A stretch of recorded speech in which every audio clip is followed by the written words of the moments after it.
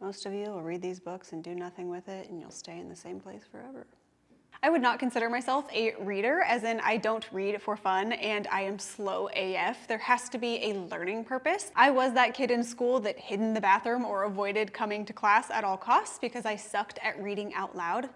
I still do, but look at me now, reading from a teleprompter for my YouTube channel on a super slow setting. Alas, we are here, and I have some of my favorite books for increasing productivity and decision making if you apply them well. I'm Annie Miller, and I help coaches build sustainable and data-backed online health and fitness businesses without selling their soul to vanity metrics. These books aren't going to surprise you, but I am going to give you the 1 or 2 nuggets that I have taken from each and applied aggressively to my life over the past decade. The other day, I was listening to a podcast. It was the Modern Wisdom podcast, but I won't say who the guest was because he is very well known in the fitness industry, and I'm actually not a fan. He said something along the lines of being the best and sacrifices that come with being the best at one thing. And I've always struggled with that because I both want to be known for my work ethic and the quality of services and products that I put out, and I want to do a lot of things. I don't want to be the absolute best at one thing, but I want to be very, very, very good at a few things, and I want to do different things with my life. So if that resonates with you, then I hope that the golden nuggets that I have taken from these books encourage you to either read the books or accept and be okay with not being the absolute best at one thing, but rather being pretty damn good at a lot of things, or even maybe exceptional at a few things. Not everybody can be number one, and not everybody wants to be number one. Let me know in the comments below if you would consider yourself someone that wants to be the absolute best at one thing, or if you're more of a multi-passionate person. I would love to know. So if you are into being exceptional, but maybe not top dog, take note. Book number 1, I make all my Fits Bros read this. It is called Essentialism by Greg McKeown. These are not in order.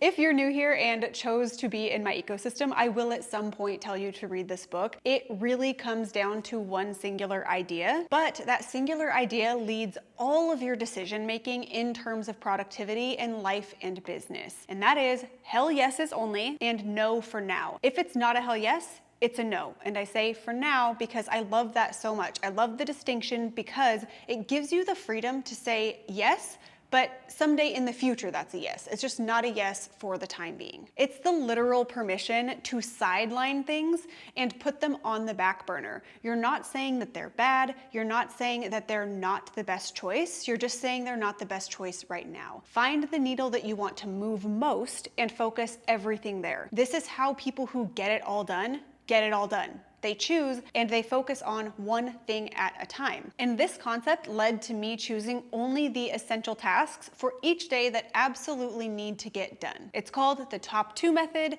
and everything else is a bonus. If you find yourself pulled in 17 different directions, read this book. Our next book is The 4-Hour Workweek by Tim Ferris. Tim generally challenges you to be bold and ask for what you want and value your time. My main takeaways from this book were 2 questions. What's the worst thing that can happen? And how might you come back from that? You tend to find the worst case isn't that bad when you name it, and that you are likely smart and resilient enough to come back from that just fine. I read this book in Spain when Nate and I were doing a trial run before deciding to travel the world full time. When people would ask us, well, what happens if your business fails, or if the traveling just is too much, like it would be the end of the world? And we would say, well, fly home. LOL.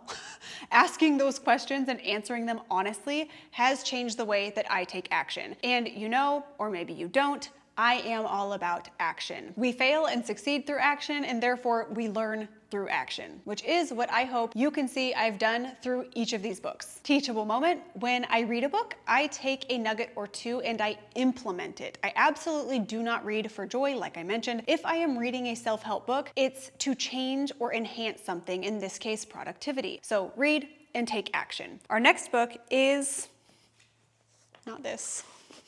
Atomic Habits. This book was on the market far before I got my hands on it. It is by James Clear. I mostly found myself just nodding along as I turned each page. It put a name to practices that I'd already built or had been doing by nature. For instance, habit stacking, which is doing something you need to do or want to do right after something else which is already established and happening, i.e. making your protein shake right after brewing your coffee or walking after putting the kids down. Another one is habit pairing, which is doing something that is less desirable with something that is desirable. You could see this as multitasking as well, but you can be equally productive at both things. For me, this is walking on the treadmill and drafting podcasts or responding to clients. One doesn't take away from the other. Another one is the concept of make it easy and obvious. We are all familiar with the idea of setting your gym clothes out the night before or moving the beer to the back of the fridge or to the garage fridge. It's simple human behavior that we're more apt to grab something that is convenient and obvious than something that takes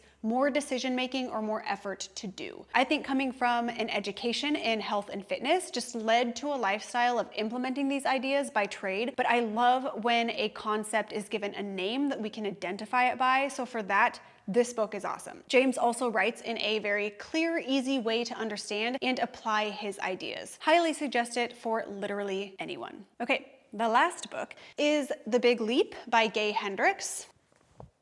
I know entrepreneurs who read this book every year. I wouldn't. I don't know that I would go that far, but it was the book that I read in our first month of traveling the world before I scaled my business and launched a new version of Built by Annie that had 3 different tiers in it. The title seemed fitting for setting off to travel for 1 year as the sole breadwinner for said adventures. I read it in a season of searching for clarity. This was what led to me building out those 3 tiers of Built by Annie and focusing on education within my signature program. My love for this book comes from the questions it asks you to ask yourself. It's uncomfortable, and we know that oftentimes discomfort yields growth. One of the concepts in the book is the upper limit, and this challenges your beliefs about the success that you can have in all aspects of your life. It covers countless stories of people reaching their upper limit and then self-sabotaging in various ways. The goal is to identify what your upper limit is and continue to be aware of that and push that threshold as you succeed. So considering most people struggle with beliefs around what they deserve, it's a good read. In terms of career path and running a business, the main focus of The Big Leap is identifying your zone of genius. Again, you'll be asked several questions about this in order to gain clarity. This is a no-brainer for someone trying to find their path